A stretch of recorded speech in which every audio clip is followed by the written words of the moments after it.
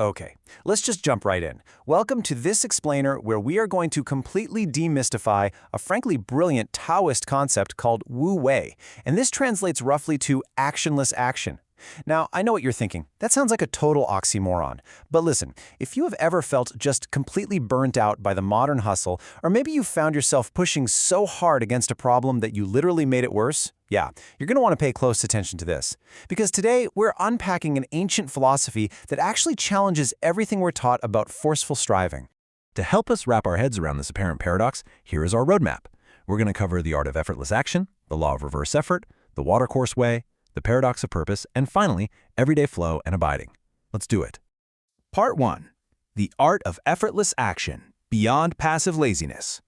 So right off the bat, the absolute most crucial thing to understand here is that Wu-Wei absolutely does not mean passive laziness, right? It doesn't mean just kicking back on the couch and expecting the universe to do your laundry. Not at all.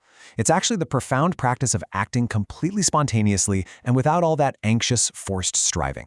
It's really about aligning yourself with the cosmic flow, what Taoists call the Tao, instead of constantly fighting against it. You know, the philosopher Alan Watts had this really great way of putting it. He pointed out this fundamental difference between how we view creation in the West versus the East. See, in the West, we tend to think of the universe producing the world by making it, kind of like a potter forcefully molding a lump of clay. But the Tao produces the world by growing it. Think about a tree. A tree doesn't force itself to grow leaves, it just does. It's entirely artless and completely effortless. And this sets up a really stark contrast between our modern Western conditioning and the Taoist worldview. In the Newtonian view we're so used to, the universe is this giant clunky machine. Everything is separate, operating on forced willpower, kind of like a massive table of billiard balls, just violently bouncing off each other, right? Tuck, tuck, tuck. It needs external force to move. But the Taoist reality operates on what they call mutual arising. Things exist interdependently, like bees and flowers. Once you realize you're actually part of this deeply interconnected system, you see that you don't actually need to force everything through sheer aggressive willpower. Which brings us perfectly to part 2, the law of reverse effort, why trying harder fails. Seriously, think about this for a second. When you're lying in bed, forcefully willing your brain to just shut down, what actually happens? We have absolutely all been there, right? Staring at the ceiling at 3 a.m., aggressively commanding our minds to go to sleep. And the punchline? Your conscious effort actually creates anxiety. It's the ultimate paradox. The harder you try to force sleep, the more awake you become. It's literally only when you stop fixating on the goal and just relax that sleep naturally overtakes you.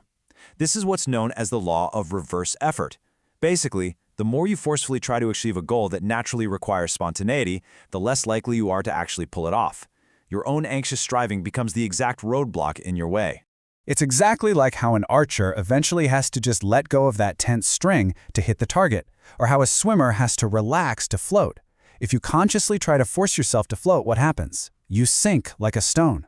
As the translator Stephen Mitchell notes, Wu-Wei is the purest, most effective form of action because the doer completely vanishes into the deed. You literally become the dance instead of being the dancer who's nervously trying to remember the next steps. All right, moving on to part 3, the watercourse way, yielding to overcome. So how do we apply this to actual physical obstacles in our daily lives? Well, think of the watercourse way like this. When you hit a difficulty, say a sticky lock on a door, you don't violently smash your key into it, right? You gently jiggle the key. Alan Watts used this analogy all the time because it's so perfect. If you force the key, you're just going to bend the metal and ruin the whole shebang. But if you gently wiggle it, feeling out the mechanism, it eventually turns totally smoothly. You're working with the nature of the lock, not against it. Instead of meeting resistance with rigid aggression, you act like water.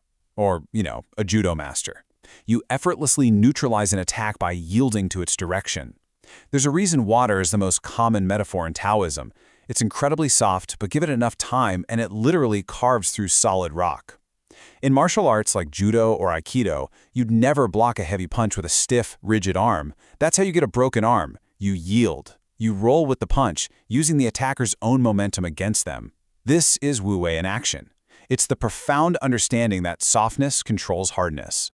Now for part 4, the paradox of purpose, the monkey problem. Okay, so here's the ultimate psychological hurdle in all of this. How do you try to be natural? Because if you say, okay, I'm going to try really, really hard to be spontaneous right now, well, you've already failed. Spontaneity just cannot be scheduled. This right here is the ultimate trap, because the very act of consciously trying to let your mind flow usually means you've got a secret ulterior motive. There's this old superstition that a certain medicine will only cure you provided you do not think of a monkey while you're taking it.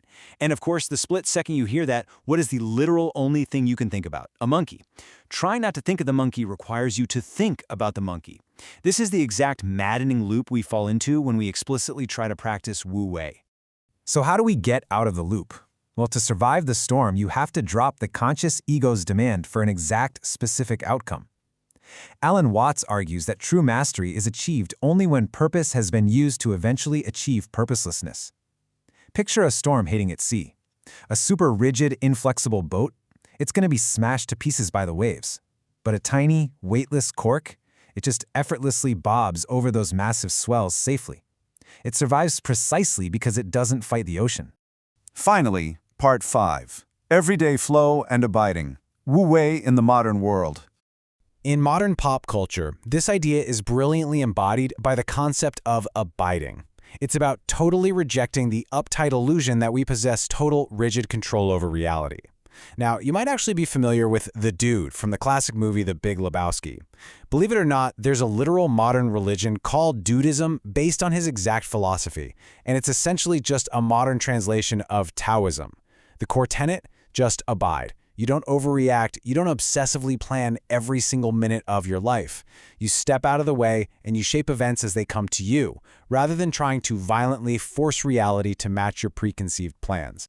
But listen, this doesn't mean you have to abandon all your goals. Actually, scratch that. It's more like finding a balance. You can use what's called the 0-1 framework. Step 1, in the morning, use your conscious will to set a clear daily intention or goal. Put it on the map. But then, and this is absolutely key, for steps 2 and 3, you drop completely into Wu-Wei. You spend the rest of the day in a receptive flow, letting your subconscious intuitively navigate the hurdles that pop up without frantic interference. You set the destination, sure, but then you let the current of the river do the heavy lifting to get you there. So, I want to leave you with this final provocative thought. In a modern culture that is so entirely obsessed with anxious striving, what could you actually achieve if you finally just stopped trying so hard?